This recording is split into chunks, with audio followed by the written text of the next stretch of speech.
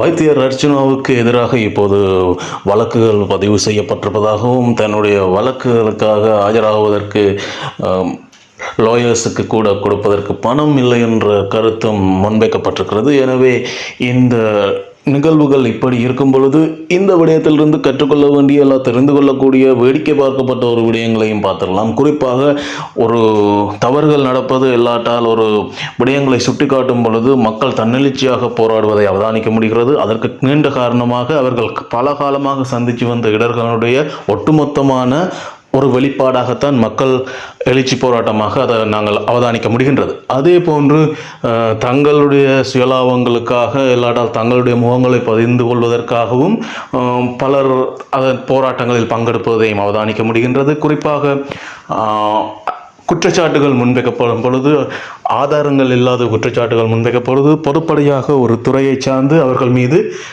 ஒரு பிம்பம் கட்டமைக்கப்படுகிறது. குறிப்பாக வைத்தியர்கள் மீது இந்த நிகழ்வுக்கு பின்னர் சற்று அவர்களுடைய பிம்பம் வேறு விதமாகத்தான் பார்க்கப்படுகிறது. எல்லா வைத்தியர்களுமே இப்படித்தானா என்ற மாதிரியான பிம்பம் இதுவும் நடந்திருக்கிறது. அது மட்டுமல்லாமல் சட்ட விதிகளை இப்போது மக்கள் மத்தியில் இன்னும் ஒரு எண்ணம் எழுந்திருக்கிறது. குறிப்பாக குற்றம் சொல்பவர்களுக்கு தான் துன்பம் நடக்கிறது, குற்றம் சாட்டப்படுபவர்கள் அவர்களுக்கு என்ன நடக்கிறது என்ற விவரங்கள் வெளியே தெரியவில்லை என்பதும் அவதானிக்க முடிகிறது. யாழ்ப்பாணம் சாவச்சேரி ஆதார வைத்தியசாலையினுடைய பேசு பொருள் தான் சமீப காலமாக வலைத்தளங்கள் எங்கும் மற்றும் சோசியல் மீடியா எல்லாத்திலையுமே பேசப்பட்ட ஒரு விடயம். குறிப்பாக டாக்டர் அர்ச்சுனா அவர்கள் முன்வைத்த குற்றச்சாட்டுகள், அதற்கு மக்கள் எழுச்சி போராட்டம், அதனைத் தொடர்ந்து மக்கள் எழுச்சி போராட்டத்தில் கவனம் கொடுக்கப்பட்ட அனைத்து பிரமுகர்களும் கலந்து கொண்டமை, ஊடகங்கள் அதனை பெரிதாக வழிகாட்டி கொண்டோமே என பல விடயங்கள் சுற்றி ஒரே விடயத்தை சுற்றி நடந்து கொண்டிருந்தாலும் தற்போது அந்த நிலைமைகள் சற்று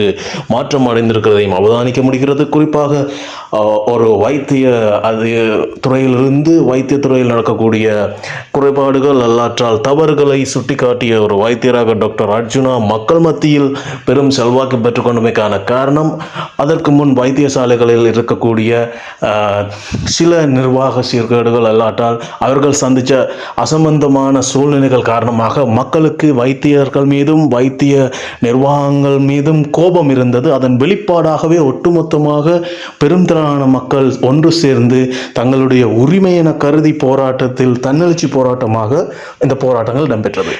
சாவச்சேரி வைத்தியசாலையில் ஏற்பட்ட இந்த குழப்பமான அசாதாரணமான சூழ்நிலையிலிருந்து பல விடயங்களை அறிந்து கொள்ளக்கூடியது. ஒட்டுமொத்தமாக மறுபடியும் அர்ச்சுனா அவர்கள் அரசியல் ரீதியாக தன்னுடைய செயற்பாடுகளை முன்னெடுக்கிறார்கள். அவருடைய பேட்டியில் இருந்து அவரையே இழிவுபடுத்தலாம் என்ற கோணங்களில் அவர் நிறைய பேட்டிகள் எடுக்கப்படுவதையும் அவதானிக்க முடிகிறது.